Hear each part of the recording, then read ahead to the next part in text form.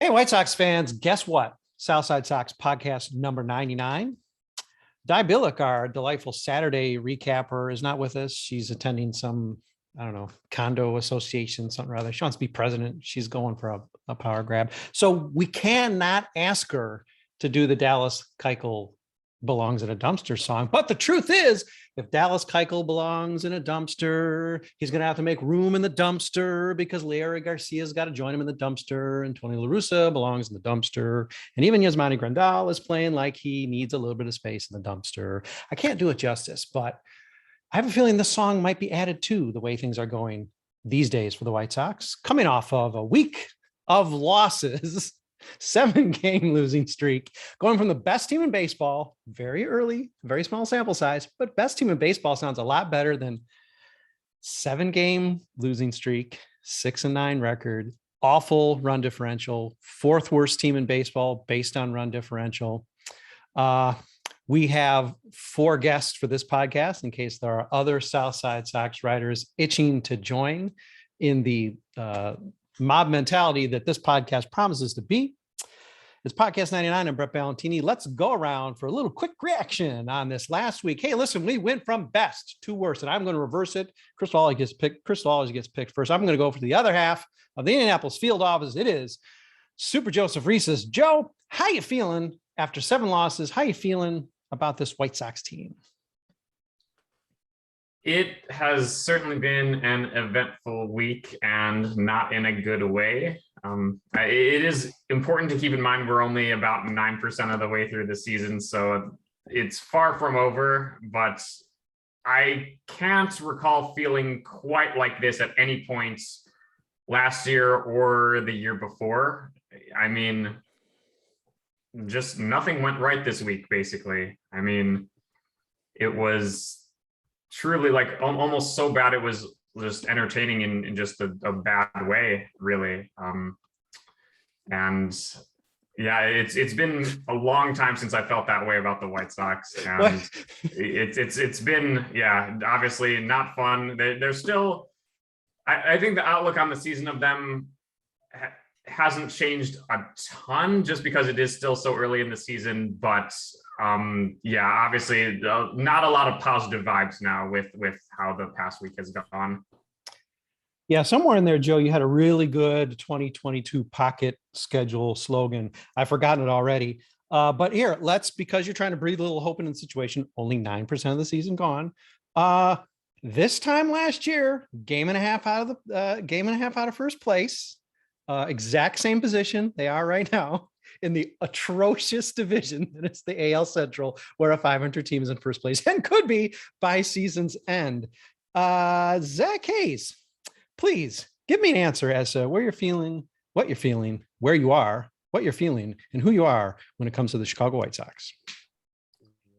That's a whole lot to bite off. I can tell you what I'm feeling, which is obviously quite a lot of annoyance that so many things have gone wrong. I'm pretty balanced, I would say. I'm not swinging too low at the moment because this is how the team was built. This was what it was 2 weeks ago before everything started going wrong. Mm-hmm. It was a team that was not built to handle a whole lot of adversity or to weather the kind of things that have happened over the past few weeks. So that's they're sleeping in that particular bed that was made, and they will have stretches of 7 to 10 games where they go 6-2 or 7-1 probably, and we won't feel so much of a type of way about them because it'll be in the middle of the season, sandwiched around a million other games, and we're feeling it right now because we are 2 weeks in. But yeah, it's a sucky losing stretch that just tells you exactly how bad they can be, which is never fun to see. Yeah. All right. The promise was, after a horrible opening day experience, that I believe he was not going to care about the White Sox for a month. He has betrayed that, but that's because he is a White Sox fan and he is here with us on the podcast. Trooper, I imagine that you are not perhaps swinging terribly, terribly low. You're a little bit more in the just kind of shake your head mode. But if you're shaking your head, just how you feeling? Can you maintain some perspective and say, hey, listen, it is just 10% of the season and there's still a lot to go? Well, first off, White Sox, stop sucking. You're upsetting Cat Bear Pig She's beside herself. Just look at her.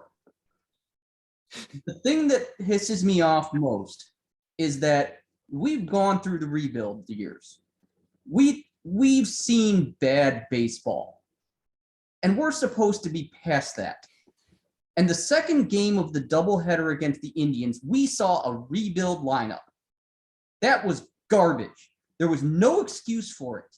There was no excuse for sitting better players in April who are healthy and ready to go, and some of them whom are actually performing right now, because you want to bet Leary Garcia third for God knows what reason, or second, to take your pick. And I'm tired of this, Brett. The first podcast I did with you, and when you asked me about Tony La Russa, and asked me if I was going to enjoy this season because of or in spite of him, and I said in spite of. What was one of the things I listed as a problem I had with with picking La Russa was his history of nepotism. La Russa plays favorites. He did it when he was in Arizona. He took care of his buddies despite all evidence that they had no business being in the positions he put them in. And he's doing it now to the detriment of the team. And it is so tiresome to be subjected to this as a fan and just have to accept this, because there's nothing we can do about it. There's nothing Rick Hahn can do about it, unfortunately. And it's just the frustration of knowing that he can suck as much as he wants and he's still going to have his job. Yeah, it does seem that way. Absolutely true. You hate to be morbid, but this is a death thing, the owner or the manager. Otherwise, I don't see how it's going to change. Chrystal O'Keefe, the other half of the Indianapolis field office, not feeling great, having to cover a good amount of those 7 losses, but only fair. You covered a lot of wins early in the season. You're just covering a lot. But Chrystal, where are you at? How you feeling? Are you hanging in there? I'm very tired. I mean, yesterday I put in my 6-pack, just me screaming for a hot minute to start it off with, because I was just like, I wanted to rage quit mid 6-pack, actually. Like, I thought, I was like, you know what? I don't want to write about baseball anymore. I'm just constantly depressed. Like what other team is playing right now, because I just don't care. Yeah. I took today off to go see some minor league baseball with my family because I did not want to watch the White Sox today. I'm happy that I don't have to think about them until Tuesday when I do my 6-pack then. I'm only going to watch them on Tuesday because they're just at this point where it's just so frustrating. And I mean, I know Tony sucks. There's no way around that. Tony should be managing this team a lot better, especially if it's a lot of like mental things, because I was reading something somewhere where they were like, it's a lot of mental blocks right now with all of these injuries. And I'm like, well, where's Tony to call in a team therapist? Why is he not adjusting these errors? Why is Andrew Vaughn not playing every single day? So it's just so frustrating, and it boils down to just so many little things. But Tony is like at the very top of that bubble. And, you know, I hope that maybe like he'll get tired and be like, well, losing isn't fun.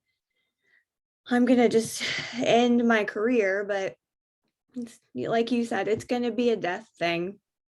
One of them is going to like leave their body on Earth, and eventually someone's going to be let go. But man, it's frustrating to watch. It's frustrating to cover. Like, I am not having a good time. Yeah.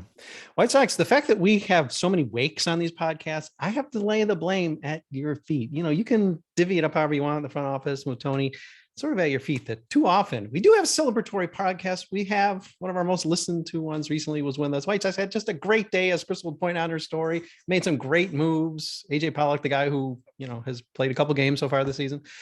You know, we celebrate when there's good things to celebrate, and hopefully in a week's time, we'll have a 7-game winning streak. And we'll be able to talk about how great Leury Garcia is. I can't wait for that. But right now, man, it is rough.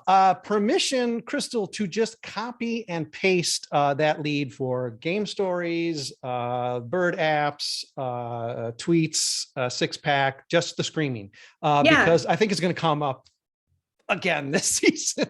So, It was just program a Wilhelm scream whenever anybody opens up the recap page. I think that'll cover it. Yes, we'll be forced to delete it rather than add it. Yeah, at this point, that sort of feels the way it is because it's just sort of a shake your head kind of thing. We've had a bunch of different writers, a ton of different voices in the last week, and everybody ends up having to say, "Well, sigh, deep breath, etc." It got really hard even coming up with MVPs. I put Zach in one day. I put you, dear reader, in one day. I put the family that kept catching all those foul balls. Like, there is no MVP, and all of my cold cats are like all of the above. Yeah, pretty much. Yeah. Rest of team. Don't even vote because we know it's just everybody. Well, I guess before we get to some of the other suckage on the team, I guess let's talk about the big news, I guess, from earlier today or late yesterday. And that was, of course, Eloy Jiménez getting hurt again, very crushed by it. Reportedly, crying in the training room, just very upset. Obviously, the guy has been sort of snake bit, did the quick math very, very, very late last night or early in the morning, depending on how you want to date stamp the injury update on Side Sox. But 47% of games that he's been eligible to play in his career so far, he has missed. He's barely playing half of games, and that is all due to injury. I'm not dinging him for there being a pandemic. And that's rough. And unfortunately, he's not the only guy who has a percentage. I think he's maybe the lowest, but there's just a lot of players on this team who are somewhat snake bitten. And there's a lot of frustration with the training staff and so forth. Some of these are freak, but at some point it becomes too many guys. The pile of bodies is getting too high to just say, well, everybody has to deal with it. Last year, we could say that to a degree. So far, the way things are starting off this year, I'm not really sure if the White Sox are basically average with the league in terms of injury. I would say they're well behind already. Thoughts on Eloy or just the general fitness of this Southside team? It's just really unfortunate, and there's not much that can be done to sugarcoat that situation. I mean, Jimenez was one of the players I was most excited about toward the end of spring training. He put up some really good numbers in the spring. And of course, after having missed as much time as he did last year after a spring training injury, I was really excited to see how he would come out this year. And the little bit that we did see of him prior to this injury obviously wasn't too great, certainly batting worse than the league average hitter in this small sample size. And then to follow it up with an injury of most likely 6 to 8 weeks. I really feel bad for him. It's just very, very disappointing as well how someone who should be one of the team's most intimidating hitters, who really makes the middle of the order look different. To have him gone for any extended amount of time is just really rough. And I would say there are a lot of things this week to be upset about, but that one very well maybe at the top of the list. Other thoughts on the team running out already of ace bandages and ice packs? I was gonna say, like, that one was, I feel like it could be completely preventable, but learning how to run the base is baseball 101. I mean, my 9-year-old knows how to run a base. I'm not saying he's at fault, but they fired the strength and conditioning coach last year. They hired a new one, and it's somehow worse than previous years. I feel like, last year sucked injury wise, but they're really just stacking up to the point where Keelan's heaven is, there's no room. There's no room in heaven for any of these guys. Yeah. It is going to be a centerfold soon. It's not just one page in the magazine. We don't have an outfield. We don't have starting pitching. It's just like, enough is enough. I don't understand, aside from maybe just shortened spring training, what is really the root cause of all of this. And it's frustrating. There's been a little debate on site about how much this falls on Eloy. And, I don't really know what the percentage is, but it's not as if he has not injured himself on the base paths at least one time already. He basically missed the 2020 playoffs because he couldn't cut third base properly. Again, maybe these are just freak things, but at some point, and it's not maybe just Eloy, it's a training staff that maybe hasn't prepared him to play. I mean, I don't know. I can't solve this stuff, but maybe Zach or Trooper can. I don't know if the training staff is the right place to look in terms of proactivity and the kind of problems they're having here. I think it kind of tracks with some of the other things that the organization has shown themselves to be consistently not very good at in terms of fundamentals and sort of teaching the basics from the ground floor up. It's like Chrystal said, this is kind of baseball 101, how to go max effort while minimizing injury is a thing you can practice. And when you look at how Bryce Harper used to play and how he's changed over the years, and the Padres have talked about it with Fernando Tatis and the way he plays, and this is a thing that they are very clearly not doing, and it seems to permeate. I mean, Larry Garcia has been around for 10 years and he's still sliding headfirst into first base, much to Steve Stone's headache. So like a lot of the other issues they're having right now, this seems to be a fundamental adjustment that's not being applied, whether it's not being internalized or it's not being taught or something like that, but it's comes off of the same tree, I think, as a lot of these other issues. I think a massive binder called the Cardinal Way is just ripe to be made fun of. But as opposed to having a pile of bodies and dead players, I would prefer something that I could easily make fun of, hashtag Cardinal Way, because at least then you'd believe there was a way, even if it was the wrong way. Maybe the White Sox way would be, I was sort of afraid of what that binder would have in it, but at least there's a binder that you could point to and say, well, this is what they were supposed to do. And then if it's really bad, then I guess you just fire everybody, but then we can't do that because we have Tony Russa and Jerry Reinsdorf and Rickon and Kim Williams and Lord in heaven. Hey, let's take a quick break and then let's come back and talk more about the White Sox. And maybe we can even wind this around so that, something's positive. They're coming home. So I guess if they're playing badly, they'll hear boos. I don't know if they're playing good, they'll hear a lot of cheers. Hey, come back, stick with us. We're coming back. You can come back if you want to, or you can just stick around. We'll be back in a minute. Hey, White Sox fans, it's podcast number 99. It's Mothership. I'm Brett Ballantini getting to host this. Again, sorry, the tone perhaps might be a little wakey, but really not too cussy yet. Hey, good for us. It's just bled out of us already. It's the exciting season of championship window, and 2-3 weeks in, the White Sox are free falling at 6-9. Thankfully, they're in the AL Central, which means, man, it's striking distance. It's like one sneeze and they're back in first place. So, hey, who knows? Next podcast, we'll be talking about the dominant, best in AL Central, best in baseball, whatever it's going to be. Run differential, perhaps slightly corrected, Chicago White Sox. That's what we get to do that. Liam Hendriks seems to have a problem tipping pitches. Liam Hendriks seems to not be able to get away with tipping pitches because he also seems to, I believe, at least Zach and I have spoken on this. We maybe all have had these individual discussions that when he's under siege a bit, when things aren't going well, he just wants to bristle up and just chuck the ball harder, which doesn't always work. Sometimes you can get away with it and it doesn't always work. Is the fact that we have a closer who has been very hot for a couple appearances and very cold for a couple appearances, is this going to be a problem? It's already a problem at this point. Is this going to continue to be a problem? I think the fact is there are very, very, very few closers out there who are not going to give you problems at some point. Closers are by nature infuriating. Can you remember the last time we had a closer who didn't make you have this kind of conversation once a year? I mean, it happens with most of them, it feels like. I don't know if he's tipping pitches or anymore. He can't throw a slider for a strike right now, and he keeps throwing the fastball right down the middle, and he keeps getting beat on it. It seems like a pretty simple thing. So, yeah, it's obviously a problem because, it's not good that this is your $60 million closer, but given that that's how simple the issues are, throwing the breaking ball for a strike and commanding the fastball a little bit, I don't know how much you can really do about it other than just sort of let him work himself out of it as these players usually do. I mean, you're not going to demote him, so what conversation is there to be had, really? Yeah, I guess.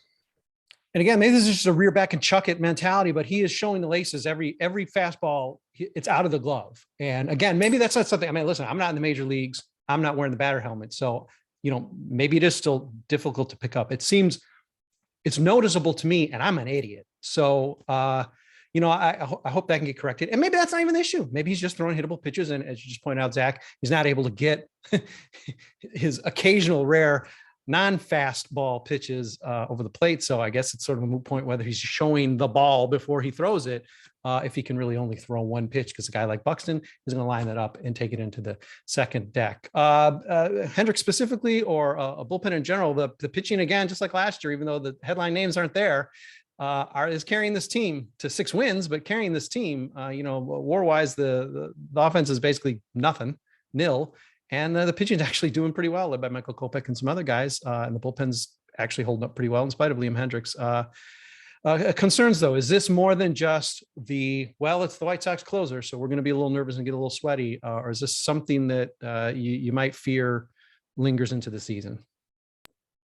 I'm not worried about Hendriks because, like you said, it's an identifiable problem and it's a correctable one. And as much as we might gripe about the White Sox, they're not entirely stupid. They see the same things we do. They'll work on it and it can be corrected. So I'm not super concerned about that. And just the same way, like you were talking about earlier with the injuries, personally, I don't want to assign blame for injuries because nobody's happy about it. It sucks for everybody. There's a variety of reasons that they could and could not happen, things that you maybe could or couldn't do to prevent it. I don't know. The best insurance for injuries is, like we've always said, get more players than you can use. And because you're going to have to use them eventually. And we don't have the waves of players, the waves of talent coming in that we were expecting that would help ensure that there was depth on the roster.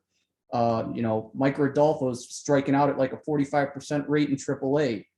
So unless you believe that St. Blake of Ruthers Ford is going to come up and be our white knight, there's just not much to call upon. Adam Hazley was brought in to be that guy, and he never has been that guy. And this is just what happens when you don't have those waves of talent. We have some pretty intriguing talents in our system, but unfortunately, none of them are really close. I think at the earliest, we might see a couple of them after the All-Star break sometime, and that's if they keep rolling. And I think that's the larger concern. Is we didn't go all in on free agency, especially for position players. Let's face it, Leary Garcia was like our biggest free agent acquisition for the position side. And the only bolstering we got in the outfield was a 34-year-old guy with bad legs. Yeah, there's no help coming through the door. It's just not Johnny Cueto, had a rough start. Okay, fine. It was his first start, but there's no guarantee. Everybody's like, man, I can't wait to get it. He's going to be just at least replacement level. He's going to be what you need for starter to be. Well, that's not even guaranteed. Now, granted, it's the difference between him and Lambert and John Park and, whatever. Those are just going to be like, beer leaguer, hope you score 8 run starts maybe anyway, but there's nothing in the system, Trooper, as you point out, that's, there's nothing out there to rescue. And even trade deadline, you wonder what the White Sox are going to be able to swing, perhaps easier than the offseason, a total rental guy where you don't have to give him up much, but didn't work out last year. So maybe we're due. Hey, let me throw this question at you. And I hate to get in the time machine and especially project negatively, but the best possible balm for the White Sox is the fact that the Kansas City Royals are coming to town. The Kansas City Royals are god awful.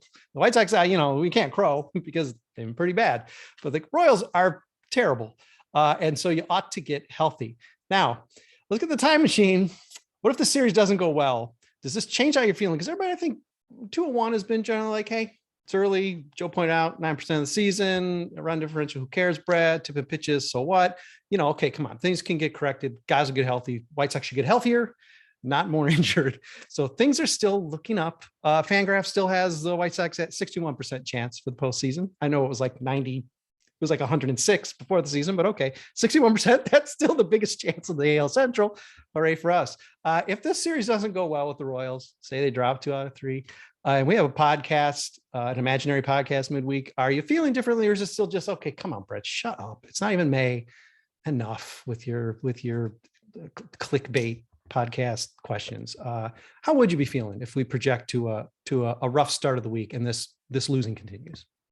If Tim Anderson can't do anything against the Royals, then I've lost all hope in humanity and in life. Like, you might as well just give up while you're ahead. So if he continues on this like streak of errors and terrible at bats and can't do anything against the team he allegedly owns, then I don't know. He might even get suspended again, because that's another whole thing. He needs to control himself a bit more and focus in game, because we can't afford any more suspensions, and he can't get aggravated at the Royals when he's playing poorly. And he misses a couple weeks or more a season. You know, it's not like he's an Iron Man, so he can afford, hey, listen, I need a break, so I'm going to flip off the crowd. No, he's going to, he's going to have a hamstring too. He's done it, I think, every year of his career. So, no, we really can't afford to have healthy guys taking themselves out of games. Anyone else? Kansas City doesn't go so well. Does it start to change anything, or should I just shut up and stop asking you? If it doesn't go well, I don't think it means you write off the season or anything, or say like, oh no, they're screwed. But that's at the point where you start to be like, oh no, and that's a real red flag. If you have a day off and come home and start a homestand against the worst team in the division and you can't snap out of the funk, then you start to wonder. I mean, at what point last year did you really think, oh man, the Twins are just not going to put it together? It's just not gonna click. And that was, for me, I felt like a pretty early point where you're able to look at them and say, oh, there's just a lot of things going wrong, and it doesn't seem like they're going to be able to get it together in time. And there might be a point sooner than we would like with the White Sox where we start to have those creeping feelings. And a bad series against the Royals would go a long way towards making that more of a reality. And no one wants to see that. Can I just quickly place blame somewhere? Actually, I would like to blame the White Sox Talk Twitter account for that bullshit, us wondering where the rest of the division is gonna show up this year, because it's not looking great right now. Yeah, the screenshots. I knew the Tigers were going to be better, but man, when you've got the Guardians and the Twins up your ass, and you could possibly blow it against the Royals, I blame them. Well, that is a problem. The screenshots are forever. Listen, let's not pretend this should be to what Zach just said. There's a difference. And now at some point when we really wrote off the Twins, where they're like, we're close to eliminate, or just, we knew it was going to happen. I want to say it was when the White Sox like manhandled them. It was like even July, where it's like, okay, I think they're dead.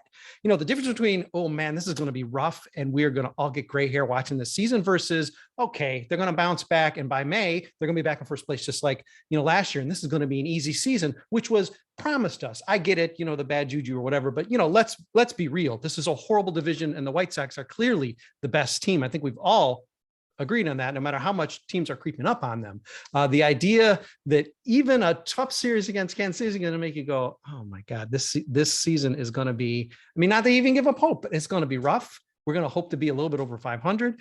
That's a big difference. We can't write off the season until, God, it's going to be like 1 week left in the season before we say, okay, it's definitely done for good, because nobody's going to break out of the pack unless it's the White Sox. But yeah, fair enough. White Sox talk, man. It's going to be hard for them to live down. They're already catching a ton of hell about that. So sorry, former employer. You just shouldn't be so spicy. Trooper Joe, either of you, what do you feel if there is struggle against the Kansas City Royals? Joe, you go ahead, because I'm probably going to be not safe for work on this one. Sounds good. Yeah, it's never about one series in a long season. I would start to be a little bit. I would start to show a little bit more urgency, I guess, as a fan. Like if they, end up after this home series against the Royals at, what would that be, a 7-11 record if they lost 2 out of 3? Yeah, that would be a little bit alarming, given that overall up to this point, just their schedule hasn't been overly difficult.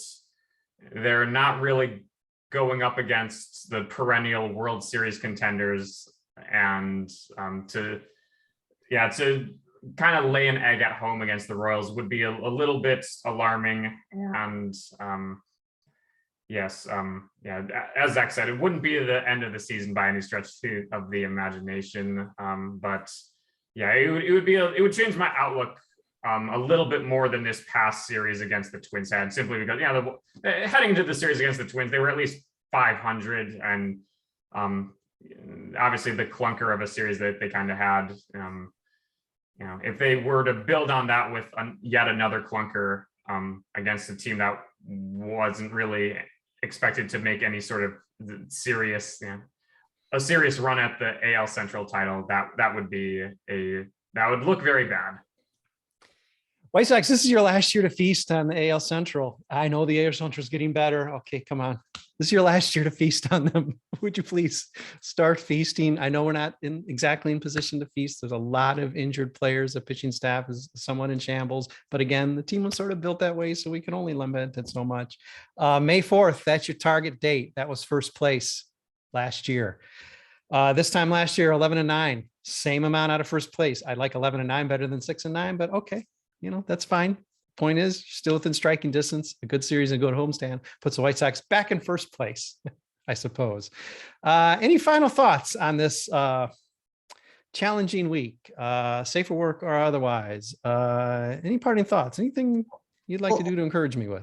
If these guys lose to the Royals, I mean, I'd just like to ask, what the fuck is Tony doing here? All right, he can't put together a lineup properly to save his life, it seems. His in-game strategy sucks shit. His entire team is just coming out dead ass game after game after game with shit fundamentals. And seriously, they're in a total malaise.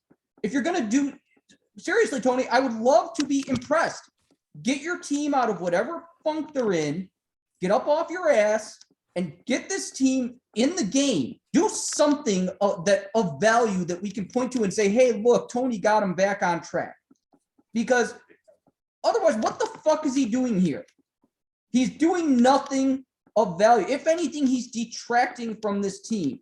And it's just astonishing that Jerry Reinsdorf let his dumbass GM spend $190 million on this team without adding pretty much anything to it year over year.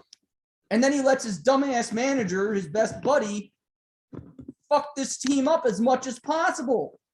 Like this is it. This is the year. This is supposed to be what we were all waiting for. And this is terrible. I have never felt this bad. Not even in the rebuild did I feel this bad, because at least I could look at during the rebuild and say, they're supposed to be this bad. They're not playing for draft picks anymore.